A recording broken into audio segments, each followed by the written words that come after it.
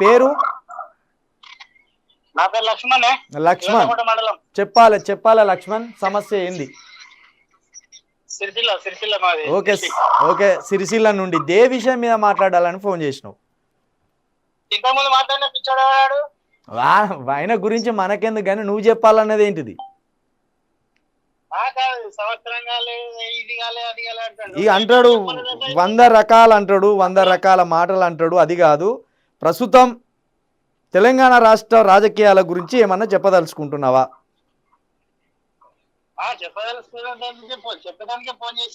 చలో మాట్లాడు.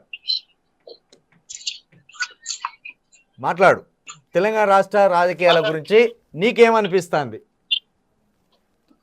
ఈయన ప్రజా దర్బారాన్ని పెట్టింది. ప్రజా దర్బార్లో ఎవడున్నాడు? లేడు.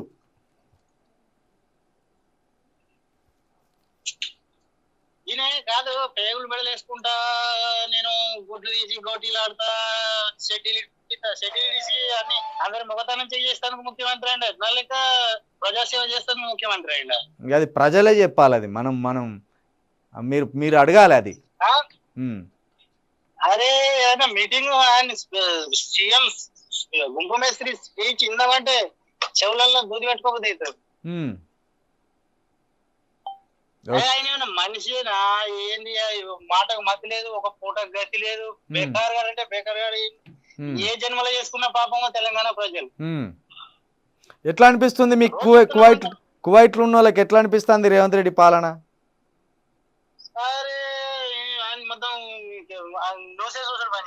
అంతేనా?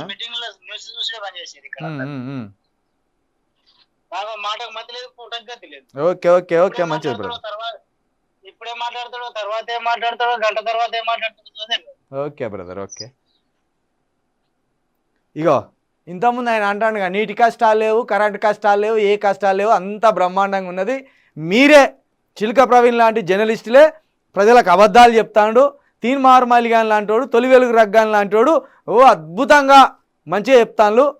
ఎందుకంటే వాళ్ళు జోక్తాను, నువ్వు జోక్తలేవు రేవంత్ రెడ్డిని, కాబట్టి నీదే తప్ప అని చెప్తాను కదా. గిరి చూడుర్రి, గిది ఏంటిది, ఈ తాళం వేసింది ఏంటి చూడుర్రి, ఈ పక్కన చూడుర్రి. అబద్ధం ఆడడం ఎందుకు కానీ ఇటు పక్కన చూడుర్రి. ఈ పైన బాత్రూమ్ అని ఉంటుంది. ఇక